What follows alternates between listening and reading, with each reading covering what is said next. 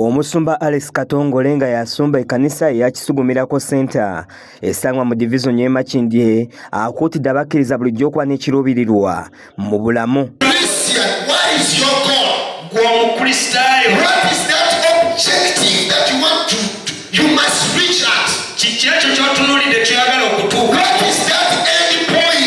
Buno bwe mukubaka bwasibiridde abakkiriza bw'abadde abuulira mu kusaba kwakulembeddemu olwaleero ng'ategeezezza nti ekiruubirwa ky'ekkanisa ekikulu kwe kukola ebintu ebiyamba abakkiriza ng'asabye abantu bonna naddala abaweereza bakatonda okubaako kye bakola ekikyusa abalala ng'ate bibaagaza Katonda kubanga kye kiruubirwa ky'ekkanisa ya Kristo.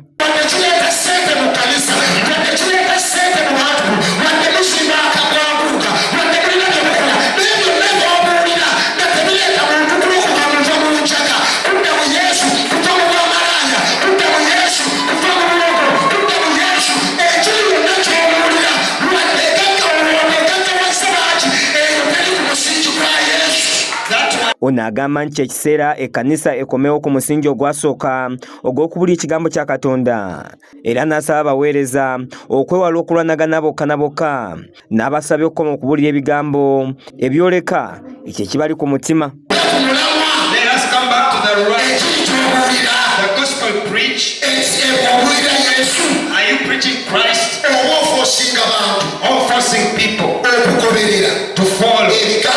Your words and your feelings. There is preaching Christ. Why don't you put in a Christ and forcing people? And now bantu.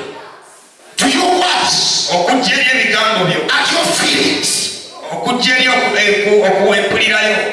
Omusumba Bizimungu Everest w'ekkanisa ya Healing Arena Worship Center nga naye esangwa mu Kisugu awadde abakkiriza amagezi okussa amaanyi gaabwe gonna mu kunoonya Katonda nga bakufuna byonna bye beetaaga.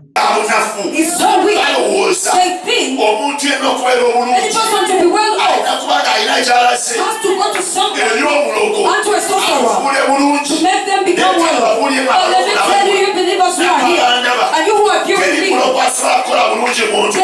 bw'abadde abuulira asekeredde abo baayise abanafu abakyaddukira mu basamiza okusaba obugagga n'obulamu nga buno abuyise bwewussa kubanga ne bye babisaba bafa babyagala. Someone is already false. You bury them, you even know the graveyard. And the dead comes. And you go on their grave to request for life from them. Abasabye okulwana ennyo okukolera abalala ebyenjawulo n'okwolesanga ebirungi Katonda by'abakoledde ng'abantu bwe bajja okuba balamu ekitiibwa n'okumanya nti Katonda akola. People know what they expect of you. They know what you have. And they will not honor you from what you have. Pardon me to tell you.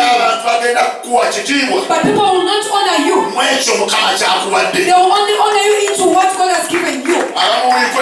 Some of you can hide them. You're afraid to tell it out to people. This is what God has done.